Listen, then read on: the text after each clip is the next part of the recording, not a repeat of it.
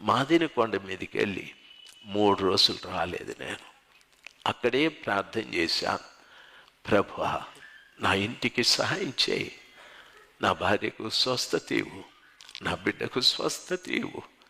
నిన్ను నమ్ముకున్న ఊర్లో అందరూ కడుపార భోంచేస్తున్నారు, కంటార నిద్రపోతున్నారు.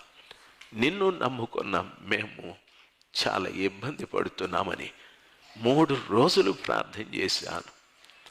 3వ రోజు రాత్రి ఆ మాదిని కొండలో మధ్యలో ఒక పేటు ఉంది, సందు ఉంది. అక్కడ దూకి చనిపోదాం, ఇంటికి వెళ్ళినా అది నరకమే. నా భార్య చచ్చిపోతుంది, కొడుకు చనిపోతాడు, ఆ 2 ఆడబిడ్డల్ని మా నాయన తీసుకెళ్ళిపోతాడు, ఎవరో ఒకరు చూసుకుంటారు. ఆ ఆలోచనతో వెళ్ళి ఇక అక్కడ దూకే ప్రయత్నంలో ప్రభువు నాతో మాట్లాడాడండి. నమ్మండి, ప్రభువు నాతో మాట్లాడాడు. ఆయన మాట్లాడిన మాట ఏమిటంటే, రాజశేఖర్ నీవు మారు మనసు పొందాలి అని. ప్రభాతే మారు మనసు పొందాను, బాప్తిస్మం తీసుకున్నాను, సంఘం నడిపిస్తున్నాను.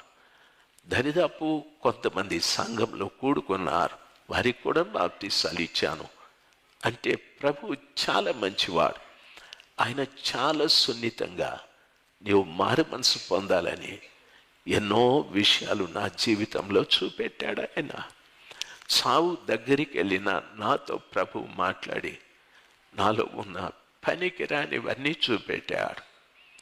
అవన్నీ నిజమే.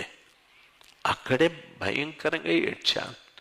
ఎలాగ వీటి నుండి నేను బయటకు వచ్చేది ప్రభువా అని ఏడ్చి ఏడ్చి అడిగితే ప్రభు తిరిగి మాట్లాడలేదు. నన్ను ఇంకా సావు మీద ధ్యాస పోయి బిడ్డ